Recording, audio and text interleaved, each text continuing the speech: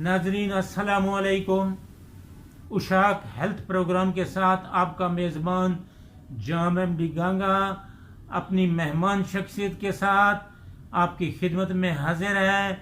हमारी आज की मुअज़्ज़ज़ मेहमान शख्सियत जनाब डॉक्टर मोहम्मद असद अल्ताफ़ साहब।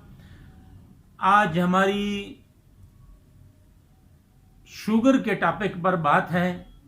ये शुगर का मर्ज खासा फैलता जा रहा है। डॉक्टर असद साहब ये फरमाएं कि शुगर का मरीज हम किस शख्स को समझेंगे, क्योंकि हर आदमी में शुगर तो है। नंबर एक, जिस शख्स को शुगर नहीं है उसे क्या करना चाहिए, जिसको ये मर्ज लाहक हो चुका है उसे क्या करना चाहिए, इसका इलाज क्या है और इसके दीगर हिफाजती इक़दामात जो हैं वो क्या हैं, ये हमारे नाज़रीन को बताएं ताकि वो एहतियात करके और इलाज करके शुगर के मर्ज से बच सकें, इसके फैलाव को रोका जा सके। वालेकुम अस्सलाम। सबसे पहले तो ज़रूरी बात यह है, इस बात को समझा जाए कि शुगर बज़ाते ख़ुद जो है इसको उम्मुल अमराज कहा जाता है, तमाम के तमाम मर्ज़ों की माँ कहा जाता है। ये हर तरह के मर्ज़ को स्टार्ट करता है। किस बंदे को हम कहेंगे कि ये ज़ियादतीस का मरीज़ हो गया है या ये ज़ियादतीस का मरीज़ अभी तक नहीं हुआ। तो पहली चीज़ ये समझ लें कि हर वो शख्स जिसकी शुगर जिस्म में 126 ग्राम पर डेसीलीटर मिलीग्राम पर डेसीलीटर से ऊपर आ रही है वो ज़ियादतीस का मरीज़ हो गया है। ये लेवल है 126 से ऊपर अगर आ रही है तो ये शुगर बढ़ी हुई है। नॉर्मल जो शुगर का लेवल है वो 80 से 120 के दरमियान होता है खाना खाने के 2 घंटे के बाद। अगर पूरी रात का वो किया हुआ है, पूरी रात की फास्टिंग है, 8 घंटे की कम से कम फास्टिंग है तो 70 से 110, और अगर खाना खाने के 2 घंटे के बाद चेक कर रहे हैं तो 80 से 120 से 126 मिलीग्राम पर डेसीलीटर जो है ये प्री डायबिटिक कंडीशन है। अगर किसी की शुगर बार बार 121, 122, 126 आ रही है तो ये प्री डायबिटिक कंडीशन है कि उसको बहुत ज़्यादा चांसेस हैं डायबिटीज़ हो जाने के अगले 2 से 4 सालों में। दूसरी इंपॉर्टेंट बात यह है कि ये शुगर का मर्ज किन किन लोगों को लाहक हो सकता है। सबसे इम्पॉर्टेंट बात यह, जिनके ख़ानदान में शुगर चलती आ रही है, मारूसी, उनमें तो ज़्यादातर चांसेस हैं कि हर अगली जनरेशन को ज़्यादा चांसेस है शुगर हो जाने के।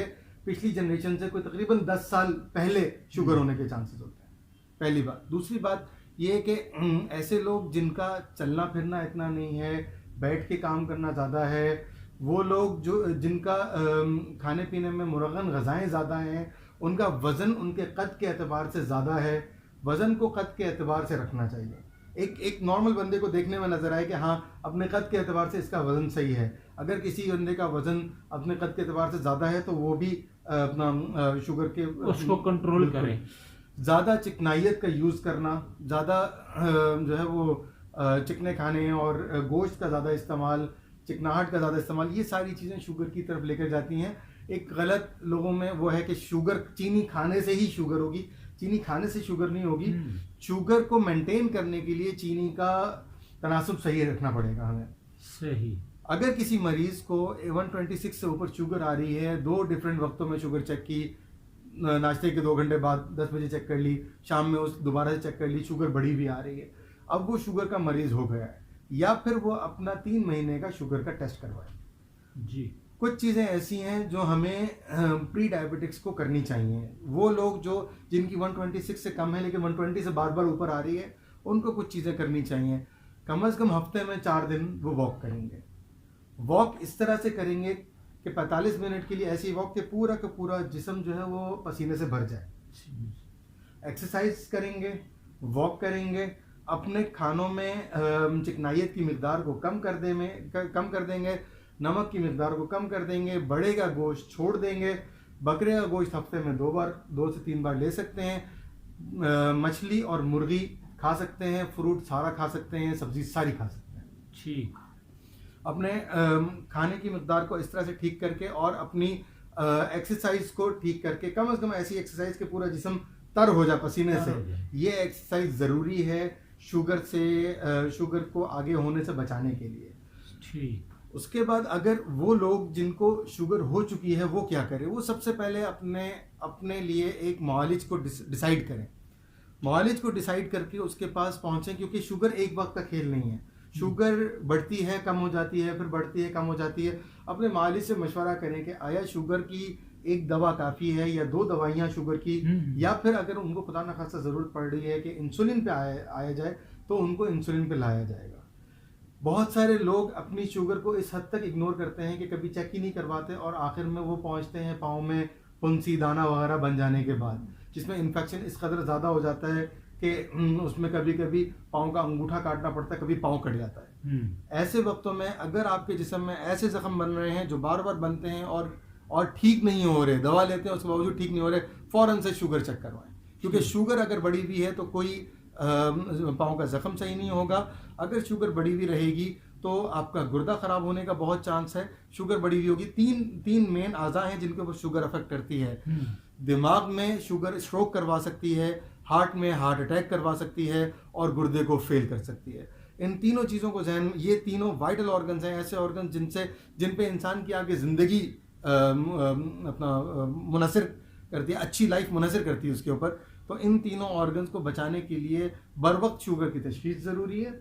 अगर कोई ऐसा शख्स जिसके ज़ख्म ना हील हो रहे हो, उसको शुगर का अंदेशा है। जिसको बहुत ज़्यादा ज़रूरत से ज़्यादा पेशाब आ रहा हो, उसको शुगर का अंदेशा है। जिसको पानी बहुत ज़्यादा प्यास लग रही हो, उसको शुगर का अंदेशा है। जिसकी अचानक से आईसाइट वीक हो रही हो, उसको शुगर का अंदेशा है। ये वो सारी चीज़ें जो शुगर की अलामात हैं, और बग़ैर पता चले जो है ना इंसान को ये अलामात ज़ाहिर होना शुरू होती हैं, और हम कभी आई सर्जन के पास, कभी किसी के पास जाते हैं। लेकिन ऐसे वक्त में सबसे पहले अपनी शुगर चेक करवाएं, और इस हिसाब से कि अगर शुगर 120 से नीचे आ रही है तो ठीक, अगर शुगर 120 से ऊपर आ रही है 126 तक, तो एहतियाती तदाबीर, वर्जिश वगैरह ये सारा कुछ शुरू किया जाए। और अगर 126 से ऊपर जा रही है तो मुआलिज को लें और अपनी शुगर को मेंटेन करें। नाजरीन, डॉक्टर मोहम्मद असद अल्ताफ़ ने शुगर के हवाले से ख़ासी मालूमात फराहम की हैं। सबसे अहम नुक्ता जो मैं एक बार फिर आपके साथ दोहराना चाहता हूँ कि आम लोगों को अपनी ग़िज़ा जो है, ये मुर्गन ग़िज़ाएँ, ये तली हुई, ये चिकनाई वाली चीज़ें, इनसे परहेज़ करना चाहिए। ये सेहतमंद नहीं बनाती, ये बीमार करती हैं। और नंबर 2, वर्जिश को ज़िंदगी का हिस्सा बनाया जाए। वर्जिश जिस्म के लिए, आपको बीमारियों से महफूज रखने के लिए, आपको सेहतमंद रखने के लिए अज़ हद ज़रूरी है। इंशाअल्लाह फिर किसी अगले टॉपिक के साथ उशाक हेल्थ प्रोग्राम में आपकी खिदमत में हाजिर होंगे। तब तक के लिए इजाज़त चाहते हैं। अल्लाह हाफ़िज़।